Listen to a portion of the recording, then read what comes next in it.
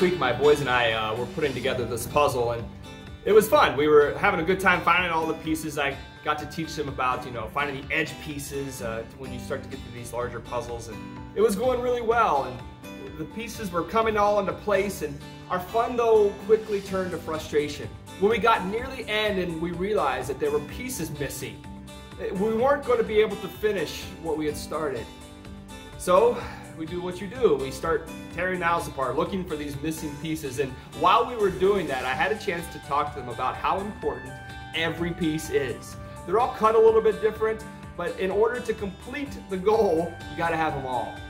And I started to think about how the church is a lot like that also. The church is made up of all of these different pieces, cut a little bit different, shaped a little bit different. But in order for it to be at its best, they need to be into place. We studied Acts chapter 6 last Sunday, and in that the first church had some missing pieces and things were getting neglected, falling through. So we started to think and process through that and ask ourselves, what are the pieces in our church? There's lots of moving pieces that happen every Sunday just to make things work. We have musicians who are practicing midweek. We have sound and visual tech people in the back making sure that it sounds right and looks right. We have pastors preparing sermons. We have Sunday school teachers, nursery attendants. We have people who are probably some of the more vital pieces, the coffee shop attendants who are caffeinating our people because the pastor tends to go on too long. And we also have people who are taking care of things like the trash and driving the van to pick people up. Some are more visible than others. Some are behind the scenes, but they are all extremely important to the mission of the church. When they're missing, things fall through and the church isn't complete. So I challenged our church to pray and to ask God, how has He wired us? How has He equipped us? What are the needs that are present, and how can we meet them? But before we can answer that question, before we can say that prayer, I think we need to back up and ask a different question first. So here's the question that we need to ask. What do you know about you? What do you know about what has made you who you are and how you're wired? What's your personality like? There's no simple answer to that question. Some old philosopher guy said that the unexamined life ain't worth a whole lot. Might be the redneck Cliff Notes version, but you get the idea. We all come out of the womb and into this world wired a certain way. And then life kind of shapes us too with a lot of outside things. For example, I'm an extrovert. You might be an introvert. After a Sunday morning being around a bunch of people, I go home upbeat and happy. If you're an introvert, you might need a nap because it's just exhausting. It doesn't mean you're not a social person, it just means it impacts you differently.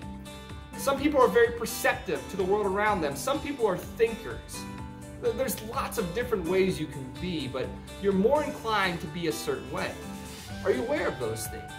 My wife and I are nerds, and we'll sit around campfires with personality profiles and come to these conclusions like, oh, that's why you are the way that you are. That explains a lot.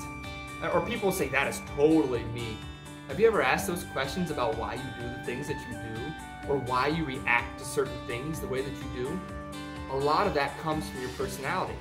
And when we think about serving God, that's got to be at the front of our mind too, about how He's wired us to do certain unique things. The other part, if you think about your life as a pot here, and we're cooking some good chili or something, there's different ingredients. Some of those ingredients is your personality. There's other ingredients too, like family traditions, where you grew up, geography, culture, your friends, the principles of this world that are just given to us every day. All of those are ingredients in your pot. And when they're mixed up and they're stirred together, out comes you. Have you ever thought about those things? Colossians 2 warns us to not be held captive by human traditions and philosophies and the basic principles of this world. It also says things like, don't be tricked by fine-sounding arguments. Have you stopped to weigh those things and to see how they've impacted you? I want to challenge you to dive into who you are. In the comment section or the description below, there'll be some links to some tools for you to do that. One is for a free Enneagram test. You can go there in about 5 minutes. You can have the pieces to start your journey. The other link in there is to the Enneagram Institute. And the Enneagram Institute is a great resource. If you want, you can take the test there. It costs $12. It's pretty robust. It'll give you a really good description of who you are based on those questions. But why I like that site is there's a lot of resources that explain that personality profile a little bit better. It'll help you to understand how your relationships with other people are, the strengths, the weaknesses, things to be aware of, even ways for personal growth. I've seen personal growth in my own life, my family's life, because of an understanding of myself and then starting to understand how other people are too. So dive into you, see how God's wired you, and then ask the questions and pray to God about how He can use you and how you're gifted, how you're wired to make an impact in the world today. You're a valuable piece of the puzzle. And God's given us the opportunity to work together to make a difference in Dickinson County and the areas around us. And we would love to have you join us in doing that. Every Sunday morning at 10 o'clock, we meet here at First Covenant Church, right by the VA hospital in Iron Mountain. We believe in staying together, praying together, and walking together through all of life. And we believe it's better done in community. So join us. I'm going to go put some pieces together. It's been great. I'll talk to you soon.